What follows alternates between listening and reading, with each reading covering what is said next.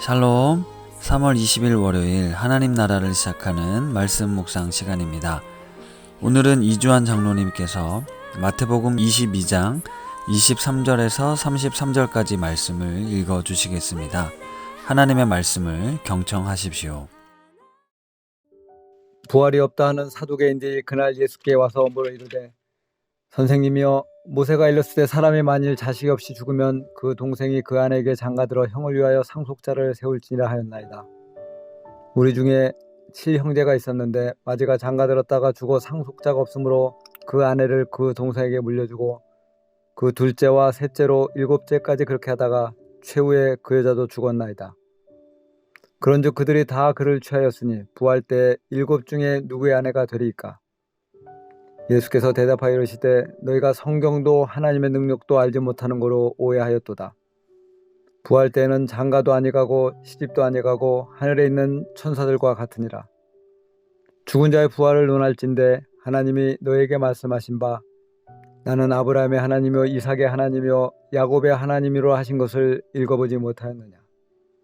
하나님은 죽은 자의 하나님이 아니요 살아있는 자의 하나님이시니라 하시니 무리가 듣고 그의 가르치심에 놀라더라. 아멘. 복음서를 읽다 보면 이 사두개인과 바리새인이 자주 등장합니다. 오늘은 사두개인들과 예수님의 논쟁 이야기를 본문으로 하고 있는데요. 짧게 사두개인과 바리새인들에 대해 설명을 해드리면, 사두개인들은 성경을 문자 그대로 해석하는 경향이 더 강했고, 바리새인들은 자신들의 오랫동안 지켜오던 구전을 더 하나님 말씀처럼 여겼습니다. 그리고 두 그룹 모두 모세의 율법을 매우 중요하게 자신들의 경전으로 취득했고, 정치적인 권력도 가지고 있었고요. 이스라엘의 최고 의결 기관이었던 산헤드린 공회에 이 두 파에 속한 사람들이 있었습니다. 그런데 같은 모세 오경을 자신들의 경전으로 가지고 있었으면서도 신학적 해석에 중요한 차이가 있었는데, 그 중에 바로 부활과 관련된 문제가 대표적입니다. 사두개인들은 이 내세는 없다, 죽으면 끝이다, 영혼이 사라진다라고 믿었는데, 바리새인들은 아니다, 내세는 분명히 있고 영혼이 있으며 죽음 후에 심판이 있다라고 믿었습니다. 이로 인해 자주 갈등을 빚었습니다.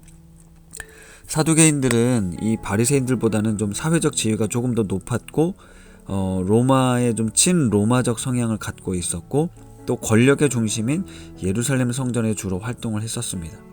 그에 반해 바리새인들은 대중들과 좀 더 가까웠고 반로마적 성향으로 각 지역 회당 중심으로 활동을 했었죠. 이렇게 차이를 보였던 두 세력은 이제 예루살렘 성전이 완전히 파괴된 이후에 성전 중심으로 활동했던 사두개파는 사라지고요. 오늘날은 이제 바리새파 유산이 랍비를 통해 계속 이어지고 있습니다. 이런 기본 지식을 바탕에 두고 오늘 사두개인들과 논쟁을 통해 성경에 대해서 우리가 얼마나 무지할 수 있는지, 편협할 수 있는지를 이야기해 보려고 하는데요. 모세오경은 이들에게 있어서 절대적인 경전이었습니다.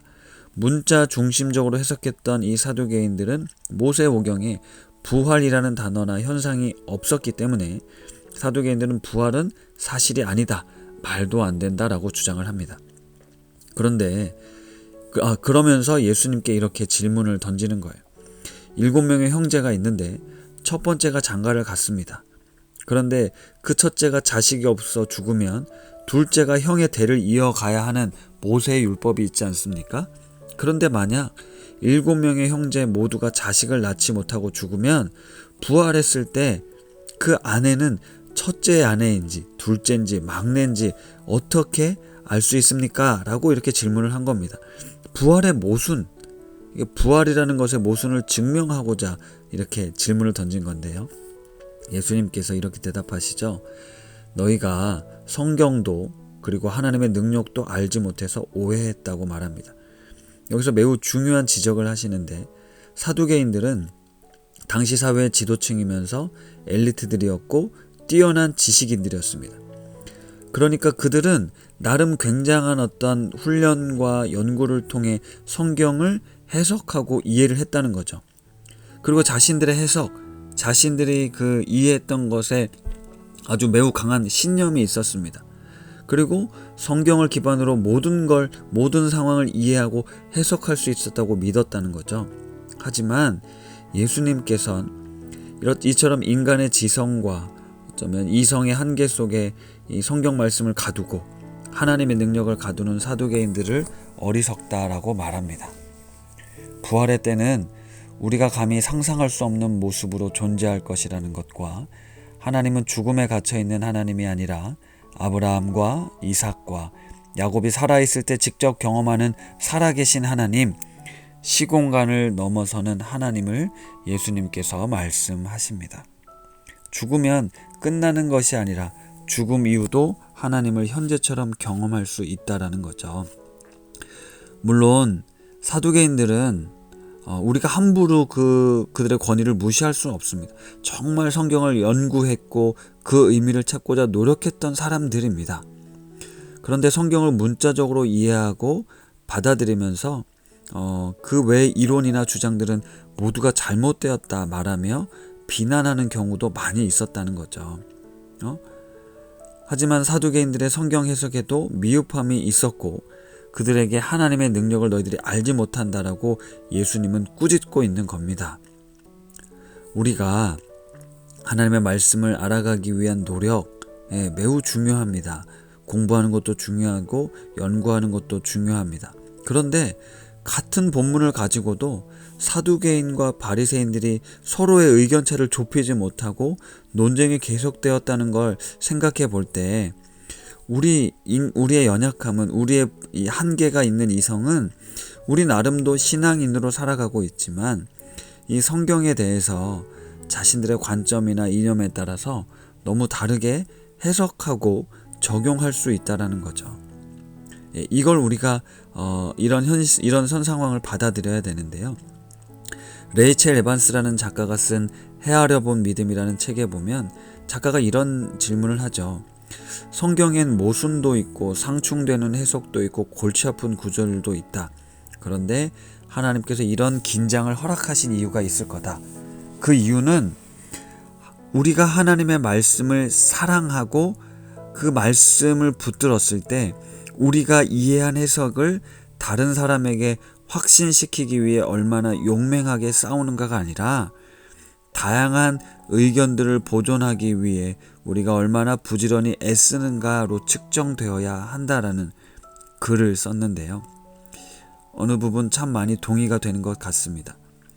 사랑하는 우신가족 여러분, 하나님의 말씀이 우리 안에 올바로 받아들여지고 해석되어지고 적용될 수 있기를 기도합니다. 자칫 자기 확신과 신념과 갇혀서 말씀을 제대로 이해하지 못하거나 논쟁이나 다툼의 수단으로 하나님의 말씀을 사용하지 않기를 바랍니다. 그저 그리스도 예수 안에서 겸손하게 주님의 뜻을 구하고 성령의 깨닫게 하심을 경험하는, 그것을 위해 기도하는 우리 성도님들 다 되시기를 바랍니다. 말씀을 생각하며 기도하겠습니다. 하나님 아버지, 나의 이념과 같이 신념에 사로잡혀 하나님의 말씀을 자의대로 해석하고 확신하는 어리석음이 우리들 안에도 있음을 고백합니다. 늘 말씀 앞에 겸손케 하시고 성령의 깨닫게 하신 은혜를 구하며 논쟁과 비판의 도구로 사용하기보단 사랑과 용서의 삶을 살기 원합니다.